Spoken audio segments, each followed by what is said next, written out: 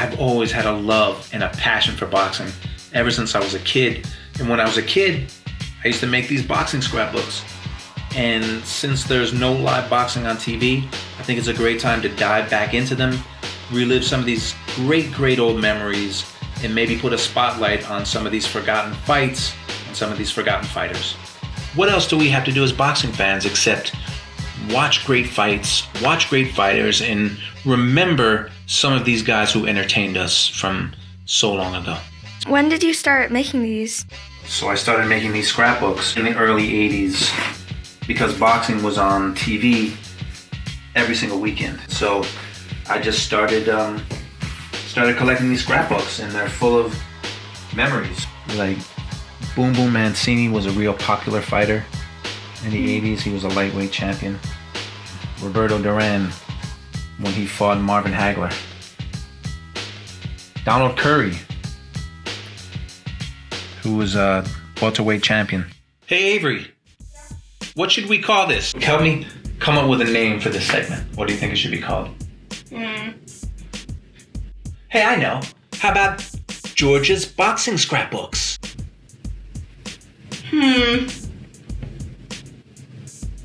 So what should it be? George's Boxing Scrapbook Stories or George's Scrapbook Stories? George's Boxing Scrapbook Stories, because it tells the viewer that it's about boxing.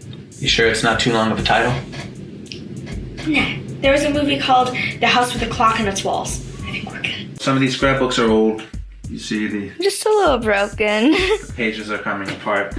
But when I first opened these up, the first fight that I covered in this one, that I cut out in this one, November of 1981, Larry Holmes fought a guy named Ronaldo Snipes on a Friday night, prime time, Channel 7, because boxing was big. Larry Holmes was a long-time heavyweight champion. He was making the 11th defense of his title against Ronaldo Snipes. It was supposed to be an easy night because he had a big money fight with a guy named Jerry Cooney, who I know you don't know.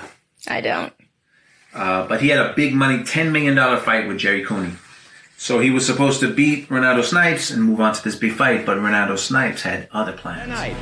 Tonight, a Pennsylvanian comes to the City of Champions, bringing his championship with him. Larry Holmes of Easton, Pennsylvania, comes to the Civic Arena to defend his title for the 11th time, the WBC Heavyweight Championship of the world. Holmes will be careful with a presumed huge payday scheduled against Jerry Cooney, maybe in March. He's not going to lay himself open to anything against an unknown. Using the left. Effectively, steadily, yet patiently. Holmes making the fight his way. Because it got Larry mad, and that's what Leon Spinks got away with. Remember the false spell that infuriated Holmes, and he came out and he did away with Spinks. Now he got mad, and the kid will probably pay for it. Larry really caught him there. Had him off balance and really caught him, but the kid comes on. Larry trying to load up with the right 3 times in a row. Still Snipes smiling. Yes, the kid has the guts. 2 to the belly, then to the head. And Holmes pouring leather on the kid. Kid was hurt there. Now there's a cut. The blood coming out. Above the eye, going into the eye, affecting the vision. The kid's in deep trouble. He is proving troublesome to Holmes. Eddie Futch from the corner is saying, bring it up a bit. Holmes looked over to the corner. You just had a glimpse of that. Holmes won the first 6 rounds of the fight, but Snipes was tough. He never stopped trying, kept coming forward, and then round 7, and Ronaldo Snipes landed the biggest right hand of his life. Came in between rounds, examined Snipes' damaged left eye, okayed it, the fight continued. Oh! A right hand floors Larry Holmes. Look at him. Now Holmes trying to collect himself. What a startling turn of events as Snipes lifts up his arms. and Holmes is wobbly. And he took a right from Snipes, and Snipes is all over him. This could be one of the greatest upsets in current day boxing. He is hitting at Holmes. Holmes trying to fight back. Now Holmes is back in command of himself, and he snapped the kid's head with an uppercut, and then with a combination.